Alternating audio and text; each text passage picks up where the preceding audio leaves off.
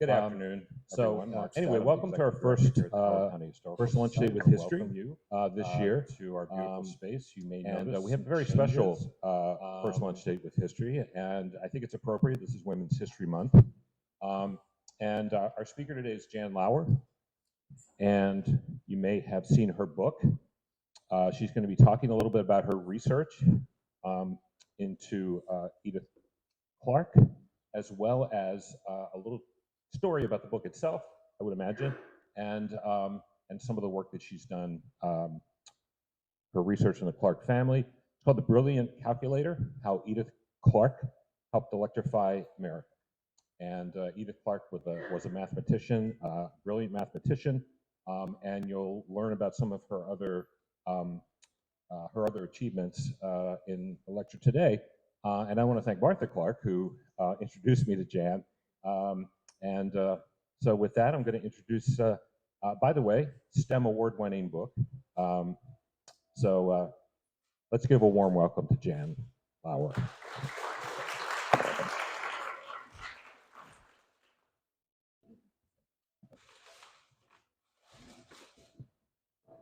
Good afternoon, and thank you for that warm welcome. And I second the thanks to Martha Clarke for introducing us and making sure that we could arrange this lecture here today. So let's talk about Edith Clarke. One other introduction I want to make is to Martha Clarke. I'm so sorry. It's to Edith Clarke Bickley Robb, who's sitting right here, who I really have special thanks for today because she lent me some materials that she has on Edith Clarke. You may have noticed she is Edith Clarke Bickley Robb, named for Edith Clarke, who is her grandmother's sister, so basically her great aunt. And she has been very warm and welcoming into all the information that she and her family have about Edith Clarke. Edith has also brought with her today some mementos of Edith Clarke's life, and we'll talk about those when we get there. But I appreciate very much your bringing those materials for us here today. So my intent is to both explain and have you remember the roots, the very deep roots that Edith Clarke had in Howard County, and also the enormous significance that she made in the electrification of the United States. Her roots in Howard County are deep. She's part of established families who have been here for decades. These are her parents, John Ridgely Clarke and Susan Dorsey Owings Clarke. Her father was a gentleman farmer, a lawyer. He twice represented Howard County in the Maryland legislature. Her mother, who came to the marriage with $50,000, and she apparently had 8 proposals of marriage because of that and other things. It's not a great picture, it's very old, but she appeared to be quite lovely. So her mother ran the house and the social life on the farm and gave birth 10 times. This is where they grew up, Arlington. It is now the Fairway Hills Golf Club, but at the time it was a 400-acre farm.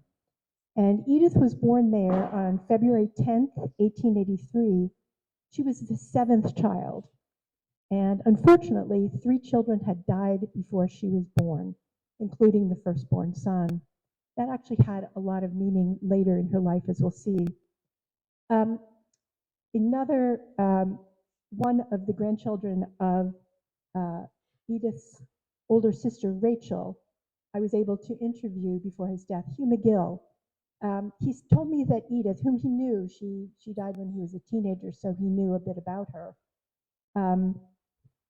One day she found her father's journal for the day, and she looked up the day she was born, what he might have said about her, and he simply said, tried 3 cases, hauled manure, another girl. So because of I guess the deaths of these children, she was actually not named when she was born. She was called Baby for about 2 years. And then when the next baby came along, who became the baby, she named herself. She named herself Edith Emily Clarke. And her first memory was riding around the farm in the front of her father's horse. So here's what she looked like. This is from courtesy of Hugh McGill. This is Rachel on the right and Edith on the left when they were about 8 and 10. So Rachel was 2 years older than she was. This photo, I think, was taken around 1891, 1892. Edith was really quite an extraordinary child. She hated school. They all went to a little country school here in Howard County. She hated school except for 2 subjects, math and geography. The only day she wanted to go to school was Friday because her teacher would have math quizzes, math contests, geography quizzes and contests, and she was extraordinary. Her mental math abilities were amazing, and she always won. So her teacher was also extraordinary and set her on the path of her life. Her teacher taught the 6th grade algebra and the 7th grade geometry, and if you have grandchildren or you remember, that was very young to be taught those subjects. Edith was a late reader. She claimed she didn't learn to read until she was about 13 years old. So how did she get her homework done? Someone in the family had to read it to her, probably usually Rachel. She had, because of that, a prodigious memory. She learned and remembered what was read to her, and Rachel loved poetry, so she would read poetry to Edith, and Edith claimed that even in her 60s and 70s, she remembered the poetry from when she was a little girl. There's a story she told about how when they were quite young, Rachel and Edith memorized the balcony scene from Romeo and Juliet and performed it for their parents, who were utterly astonished. So her loves in life were puzzles and games, math, anything having to do with numbers. And she played whist with the grown-ups. Whist is a precursor of bridge, as you may remember. She played with the grown-ups and she often won, actually.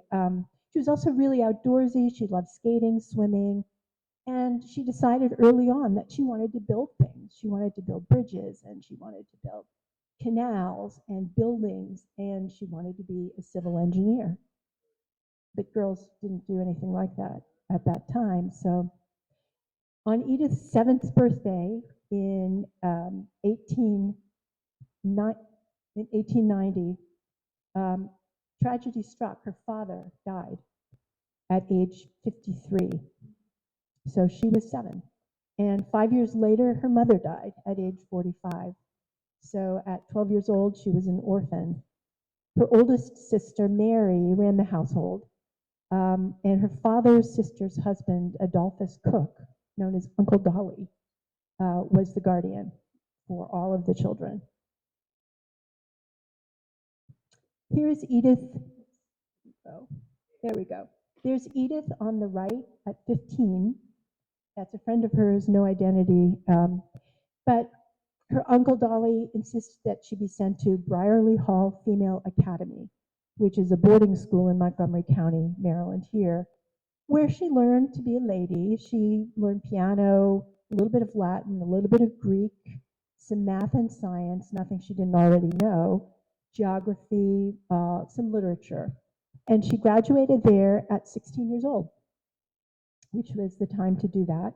She went home to the farm with really nothing to do. And she played lots of cards, lots of card parties, luncheons, and she read.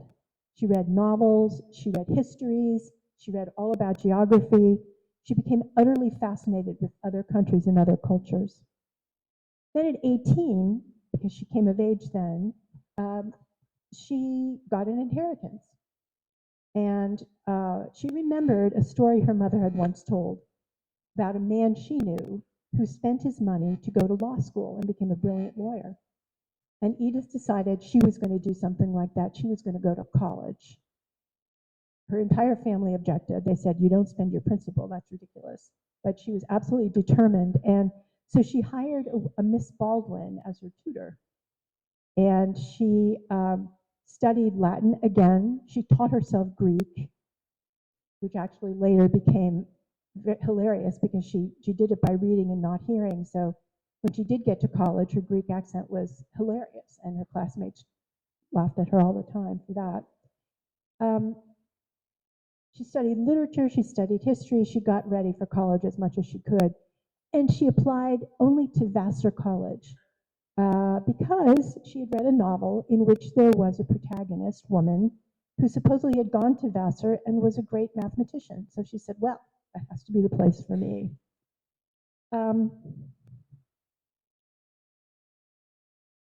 Quite lovely. But here she is, don't know when this photo was taken, but she's clearly ready to go. And she entered Vassar quite late at age 21 and enjoyed every part of the experience. She loved theatrics, she loved tennis, she loved being with all the other women. She graduated in 1908 with a double major in mathematics and astronomy and was named Phi Beta Kappa. And her Phi Beta Kappa key is part of this collection right here. So what was she going to do? Well, women's work. She became a teacher. She taught math and physics at Miss West's School for Girls in San Francisco for a year. She did at least one thing. She didn't stay local. She went far away to see something new, something fresh. She traveled a bit. She was there for a year, and then she moved to West Virginia, where she taught math at Marshall College. And she did that for 2 years. But in the second of her 2 years, in 1911, she became extremely ill, and she thought she was going to die. She thought she was going to die like both her parents, and at this point, 5 of her siblings. And she said to herself, if I'm going to die, if I survive, I'm at least going to do what I always wanted to do. I'm going to go to engineering school. It would be a pity never to have tried. So she survived and entered the University of Wisconsin's civil engineering program. At that point, she was age 28. And she enjoyed school again. She had lots of fun. She loved what she was learning. She was the women's double champion in tennis that year. And for her summer job, she went to New York City, yet another wonderful place for her. She went to New York City in 1912 to work with AT&T, or its precursor company, which was working on the first transcontinental telephone line, hoping to finish a New York to San Francisco connection before the opening of the Panama Canal. So they were rushing. She worked as a human computer. Her math really stood her in good stead here, solving complex equations for the engineers who were working in the transmission department. Just to give you an idea of what that may have looked like. So here's New York City on the left, telephone wires and electric wires, and then a lone telephone wire on the right, trying to get from point A to point B in a longer and longer distance. This is not kind of a blurry photo, but these are human computers. These are the women who computed, sometimes pen and paper. Here, I think they're using a tool called a comptometer, which is like a very, very sophisticated adding machine that did all of the functions. The problem that they were trying to solve was how to send electrical signals, i.e. voices, without fading over many miles. And they couldn't do it. They kept trying to figure out how to make it go longer and longer. Well, she worked with a scientist named George Campbell, who was an innovator in using higher mathematical concepts to solve problems of voice transmission. She loved the work. She loved working with him, and she didn't go back to the University of Wisconsin at all.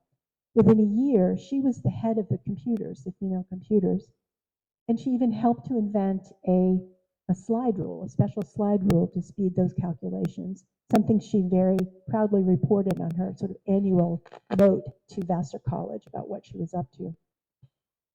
She became fascinated with electricity, and who wouldn't be? Moves at the speed of light, can't see it. You know, lightning is really the way we experience it. And how do you get that and put that into a wire and get it to go hundreds of miles away to serve a load from the generator? It was a wonderful puzzle, and because she loved puzzles, this was the ultimate puzzle for her. At night, while she was working for the telephone company, she took classes in electrical engineering at Columbia University and in radio transmission at Hunter College. And she stayed there working on this whole project and other projects through most of World War I. But her mind was made up. This is the most iconic MIT building.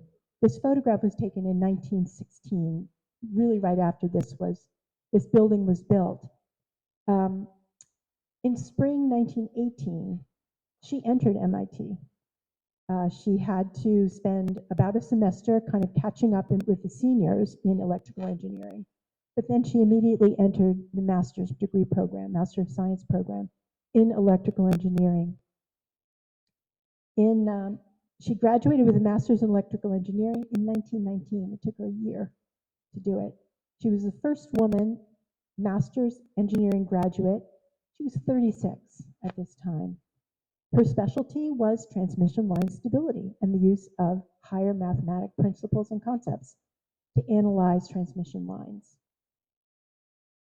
The most interesting thing about her, she worked with some wonderful electrical engineers, but her insight that was so important was she realized that most electrical engineers, who actually were often just sort of electricians who went on to study some of the more esoteric concepts, they didn't have any kind of a math background. They had more of a physics background.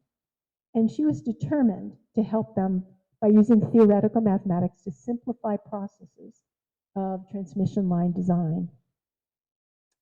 So from MIT, she wanted to become an electrical engineer, but it was not to be. The only job she could find at all was as the head of the computing department. Again, women computers at GE, General Electric. She was getting closer, but in the turbine engineering department there in Schenectady, New York. She calculated, along with all of the women who worked for her, she calculated the mechanical stresses in the generating turbines, caused by rotor vibrations and metal fatigue. She was there at GE, but she was not doing what she wanted to do. And she knew there was a really urgent problem in the United States at this point. It was 1920. The country was in the middle of vital economic growth. Only 1/3 of all the homes in the United States had electricity, and they were usually clustered around metropolitan areas. Most manufacturing was looking forward to electricity. They wanted to use it. It was terrific. They could have fans that would blow in fresh air into the factories. It was just a cleaner and easier way of using power. Appliances like irons and vacuum cleaners, wonderful different kinds of lighting were available if you had electricity. So she knew that it was something that needed to happen because it was much too expensive to build generators close to every single load that would want to use the power. So in her evenings and weekends, her spare time,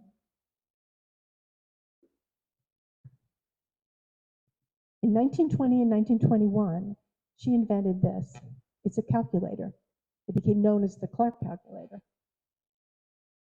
This is a grid, a graph, and then it has 3 arms. She cut it out from paper where she had designed it and drawn it, and glued the base and the wings to cardboard, and connected them together with a tack so that the vectors could move.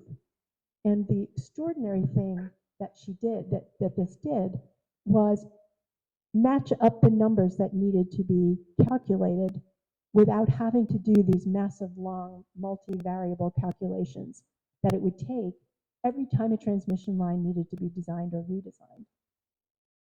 They would take the engineers would take these problems to the women calculators and say, we need this redone, we need this tweaked a little bit.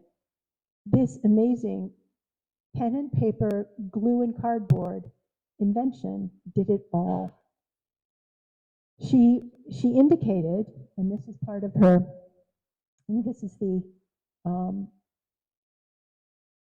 calculator patent itself, but she found that it would work for lines of any length, not just the short lines that they were working with, even ones that were just being considered at the time, 300 miles.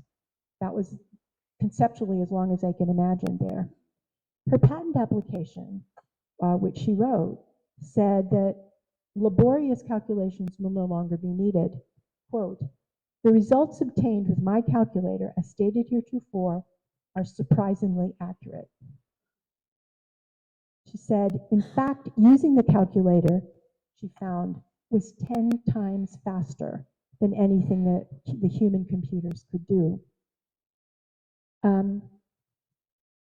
Here's a page, just to let you know, from her patent application. This is really typical in terms of some of the mathematical formulas that you see. They are breathtakingly complicated. She says, quote, it is thus evident that my calculator may be used to obtain practically all of the values required in transmission line calculations. All of these values are obtained within a very short time, such as 5 minutes, by anyone who is fairly familiar with its operation. In fact, my calculator has been used and is being used to a large extent by engineers desiring to investigate the characteristics of transmission lines.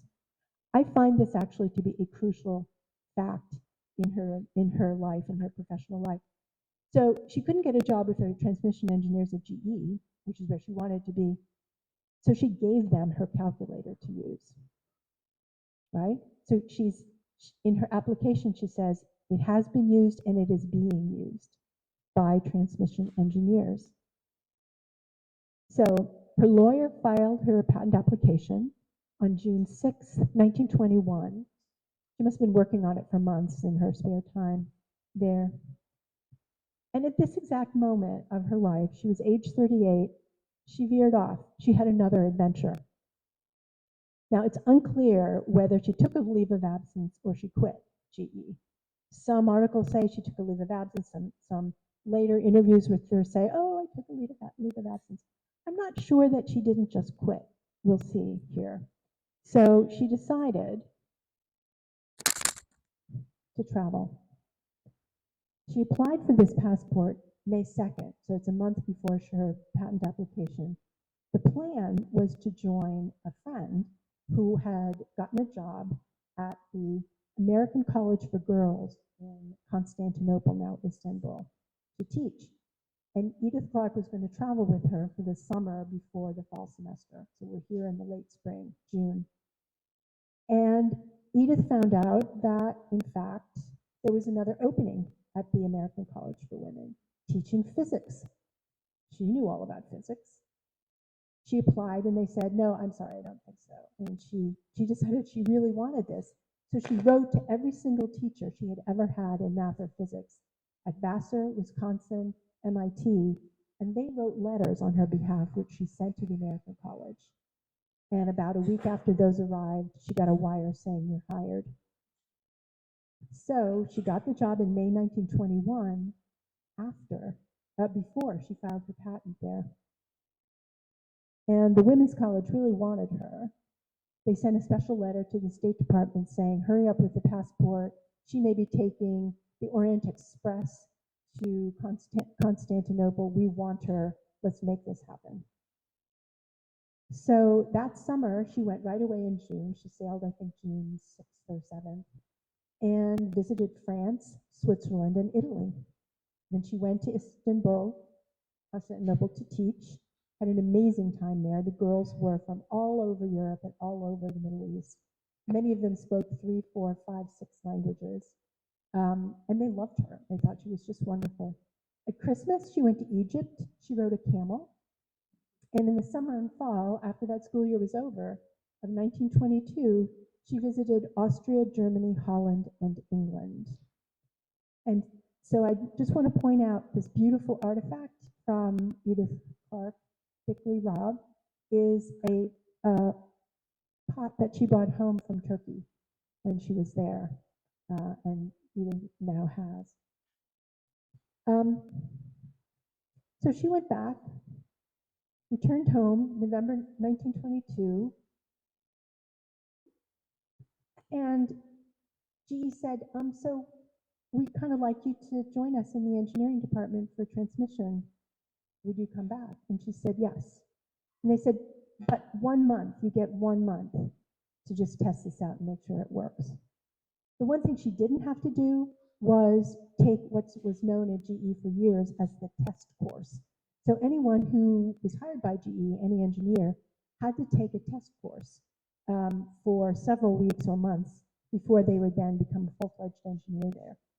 The irony is she ended up teaching the test course, as we'll get to in a minute. So in June 1923, so this is a year after she got back, GE had a journal that it put out several times a year, the GE Review. She published a paper in June 1923 on her calculator and how it worked. And this is why I wanted you to see this. So you can picture that being pages of a journal. You can see how wide they are. These folded in.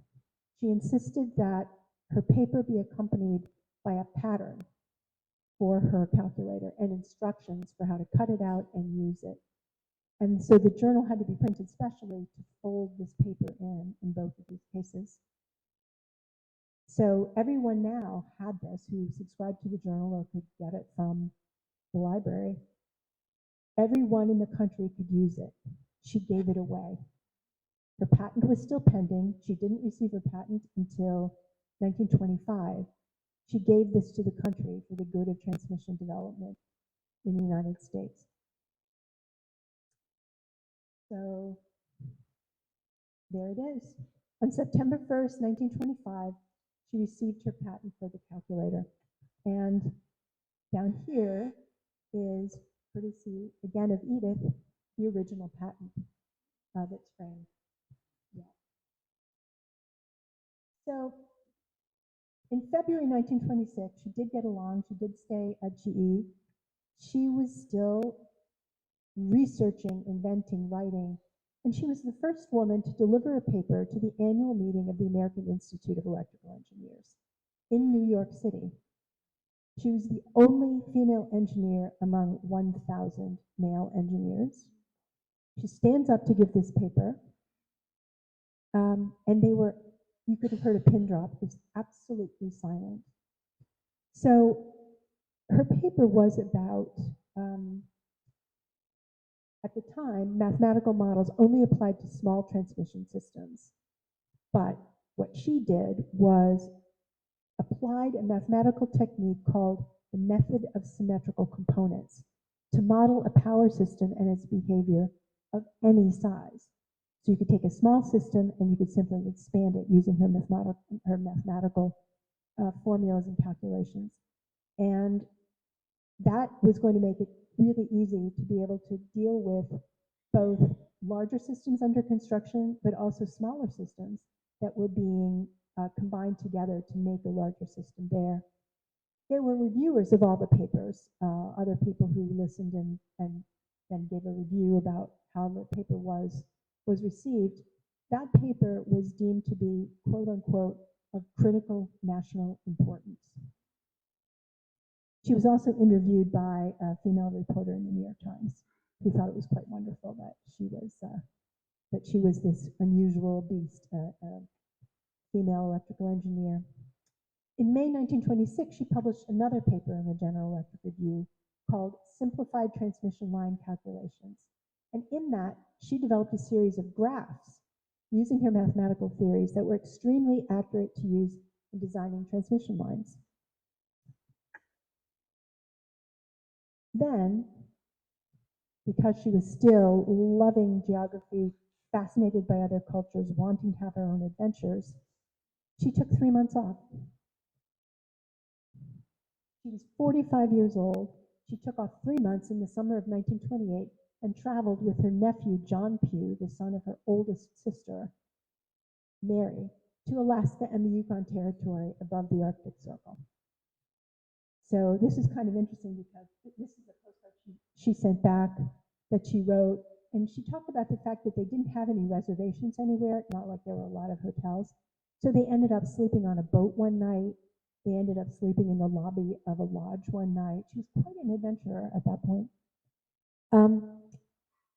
Stories about her say that she always had, throughout her career, an atlas on her desk that she could just pull out when she got bored or look at and try to figure out where her next trip was going to be. Where was she going to go? She unfortunately didn't get to do too much more international traveling, but it's not like she didn't have fun. She had lots of fun closer to home. I love all these pictures because most of the photos of her, there's professional photos, and she's not smiling. She's smiling in every one of these pictures. Edith, as did many of the people who worked at GE, had a cottage, actually 2 cottages at a camp on Lake George. So they could go up there for weekends in the summer and in the winter. And she played tennis. She was a great outdoorsy person. She went camping, hiking. She would swim. She went boating. She skied in the winter, skated in the winter, and at night, always played bridge every night. She was apparently pretty cutthroat at it. So I just think those are wonderful. As you can see, some of her friends were probably all engineers. I know the woman in the photo is Florence Fogler, who's another female engineer, but they all seem to be a bit younger than she is, and that's something maybe that she started so late. So there she is. Those are 2 ID cards for GE. And I don't have any idea what the collection of men and Edith would be over there, whether these are the men who worked for her or whatever. She doesn't look really happy to be in that group, but I think it was tough for her as the only woman around. So throughout the 1930s and the early 1940s, she continued to research and publish. In the late 1920s, she had taken charge of a group of engineers studying power system stability, the stability of the transmission lines and of the power flowing through them. She headed that up. And then in 1933, she moved to GE's analytical division, which was much higher echelon of analysis to perform system analysis, which solved transmission problems that were posed by utilities across the country. So utilities who were building their own transmission systems or trying to connect, if they ran into problems or they couldn't design it, right, they sent them to GE, and she and her team would work them out.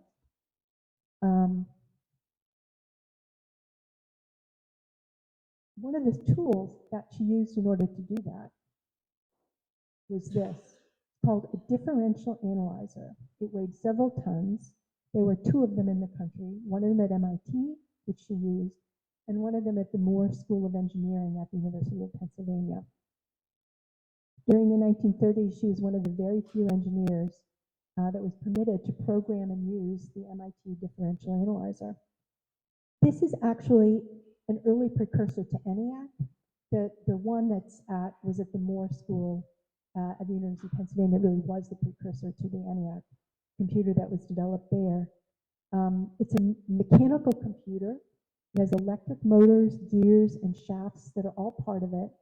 And by programming it the appropriate way, it could solve calculus equations with up to 18 variables.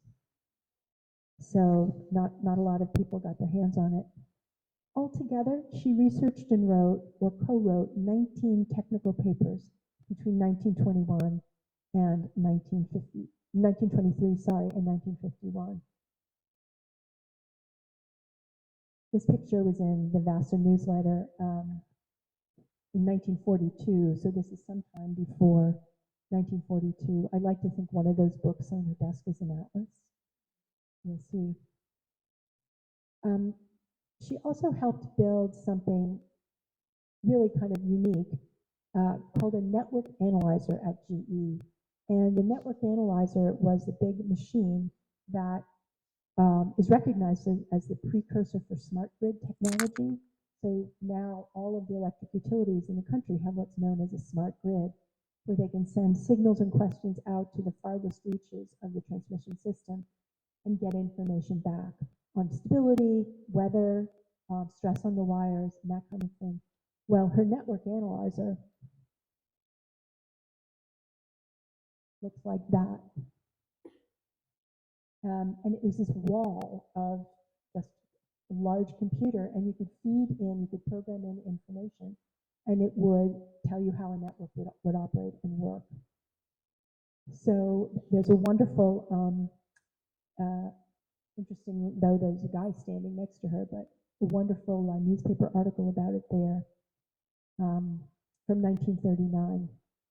And right there, she's 56 years old, and she's still doing things that nobody else could do.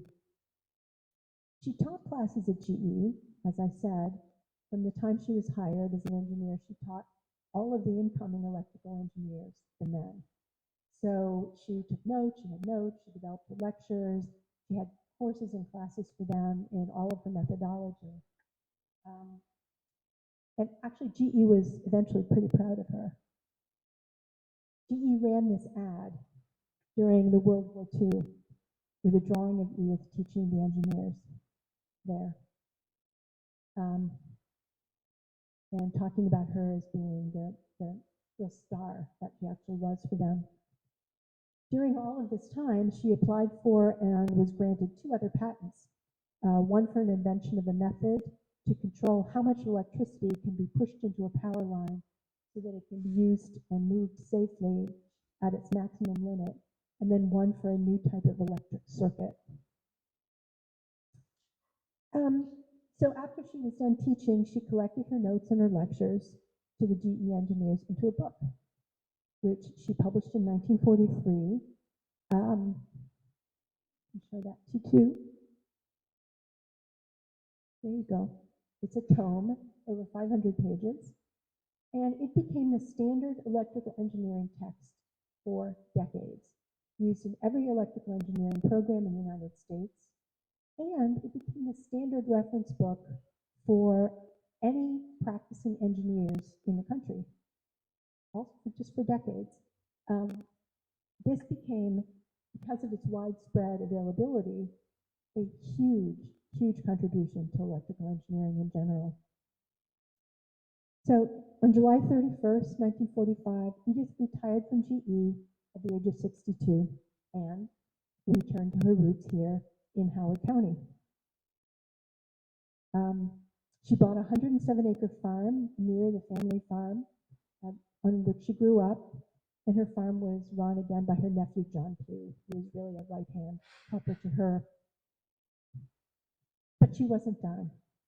A year and a half later, when it turns out she was basically cooking for John Pugh and not doing much more except playing bridge with her sister and anyone else she could get to play, a year and a half later, she got an airmail letter one day in February 1947, from the University of Texas, offering her a temporary position teaching electrical engineering at the University of Texas. She said yes. She'd always wanted to see Texas. She'd never gone there. And so in the spring, in February, she went down, intending to spend 4 months, travel a little bit, but it turned into 9 years. And she was the first female professor of electrical engineering in the country. She eventually became a full professor. She loved it. They loved her. She loved Texas. She was interviewed by innumerable newspapers about her time there. Her students loved her.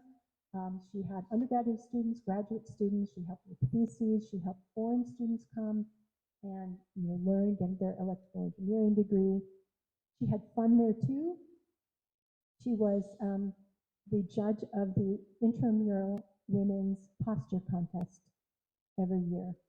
So women could, the contest was street clothes, evening clothes, bathing suit. They had to wear masks so no one could see who they were, take off all of their identifying jewelry. And she and 2 other people, one of the women's coaches and the president or something, would judge their posture. And then she was and there's a picture I don't have here of her, just very, very standing up. And she said that was the one thing she demanded of her students, was excellent posture, because she felt that if they were sitting up straight, they were really listening to her. So this is one of my favorite pictures of her, because she just looks really happy. I have no idea. I think it's in front of an actual picture of a transmission tower, but I think it's quite wonderful to see her there. While she was there, she wrote the 2nd volume of her book, which was published in 1950 and is still joined the other volume as being key to transmission. um, education in this country. So while she was in Texas, she returned every summer to her 107-acre farm here. And an interesting story about that, I wondered about how did she get there? Did she take the train? Did she drive? What did she do? And Hugh McGill, her great nephew, said, oh no, she didn't drive. And it turns out that in October 29th, 1923, she was driving her car with 5 women friends, probably going to Lake George or just having a weekend getaway. And they were forced off the road into a ditch. And 1 woman was killed. 3 women were badly injured and hospitalized. One of them was Florence Vogler, the smaller person in all of those outdoorsy, smaller one in all those outdoorsy photographs. And only Edith and 1 other woman were unhurt. And she vowed from that time on she would never drive again. But she kept her car, and she had friends drive to Lake George and back. She always had people going there or around there. So believe it or not, every year John Pugh drove her to Texas from here and drove back and then drove down again to pick her up. For 9 years, that's how she got there. So eventually, again, she also go up to Lake George in the summers in addition to being here during all of those summers. But so in 1956, she retired again at age 73 to her farm and stayed here, stayed put. She died of heart attack, stroke, cardiovascular issues on October 29th, 1959 at age 76. And here's another favorite picture. So wonderful there. Can you see her twinkling smile lines? I think it really shows you what kind of a person she was. She had a very good sense of humor and a very cultured voice, but a strong Southern accent. So she received many, many honors from the engineering community and much recognition during her lifetime. In 2003, she was inducted into the Maryland Women's Hall of Fame, thanks to Edith. In 2015, she was inducted into the National Inventors Hall of Fame with the likes of Edison and Westinghouse and Tesla. And in 2016, the University of Texas created the Edith Clarke Woman of Excellence Award. So she was a genius, in my view. She was a brilliant calculator. She was someone of whom Howard County can be proud, really proud. Thank you very much.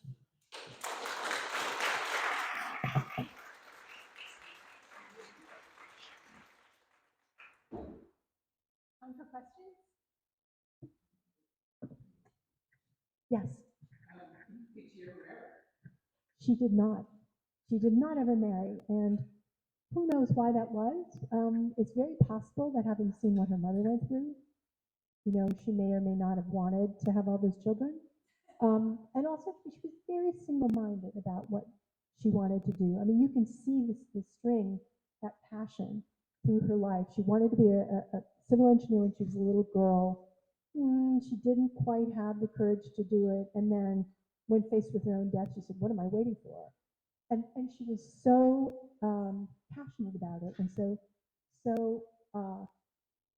fascinated by it. She once said, I'm really not a hard worker. And Hugh McGill, her grandnephew, said she was a real procrastinator. When she did her taxes, she would leave just enough amount of time to do them and then add 15 minutes to get to the post office. So but she did say in one interview, I'm really not a hard worker. Everything I've ever done in my life is because it was fascinating, because it was intriguing, because it was a puzzle. And that's why I wanted to do it all.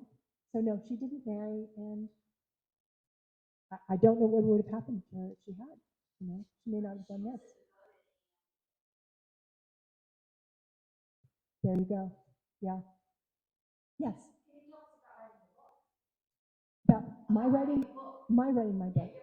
I'm happy to tell you. I'm really happy to do that. So I write children's books, and I write nonfiction children's books so far. And I got a little journal or magazine thing from the National Women's uh, the National Women's History Museum. It doesn't have a space yet anywhere in Washington, but they keep hoping. And they did a very interesting issue. They would do issues on women in medicine, women in space, and so on. This was women in engineering. I had never heard of her. And they had a little article on her. I thought, I gotta check this out. I mean, this is an amazing story. So I did, and I did more and more research on it all.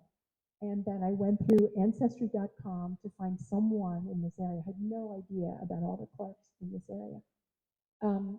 And kind of went from one person to another person to Hugh McGill, and then to the local Clarke family.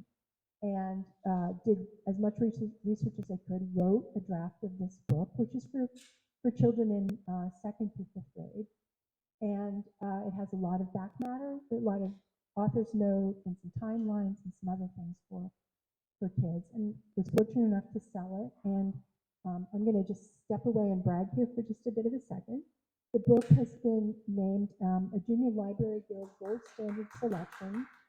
It has also been named one by the National Science Teachers Association and the Children's Book Council, one of the best STEM books of the year. And just last month, about 2 weeks ago, it was also given an award by the National Council of Teachers of English and the National Association of Teachers of Math. It won an honor category prize in the Mathical Awards, which recognized 24 books with math content. Everybody loves her story. Everyone loves her story. She's just so terrific. Other questions? I know so many things. Yes. When she passed away, did she leave a private library or reference books behind? And what happened to that collection? I don't know. Do you know?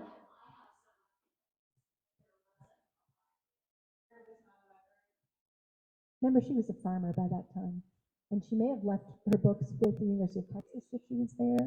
Yeah, we don't really know. She's buried in St. John's Episcopal Church Cemetery. And I went to go find her because I just had to sort of pay her my respects. And it's very interesting. If you go in, if you ever want to go visit her grave, it just says Edith Clarke and her birth date and her date of death. No recognition of anything else. And if you go, you have to go up and then up to the right. And it's a little bit sad because they built a road over her feet. So anyway, I don't think she really would have much cared. She probably would have laughed. Yes.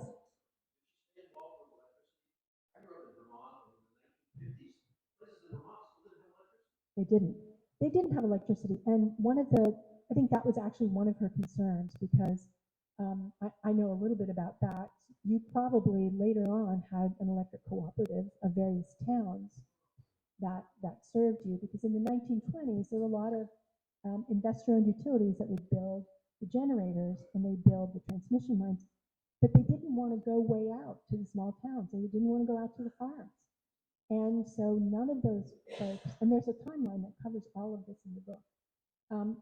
Those folks didn't have electricity for a long time until the Rural Electrification Act in the 30s, which provided money for cooperatives, farmers cooperatives, small towns, to build their own electric transmission lines and their own distribution lines.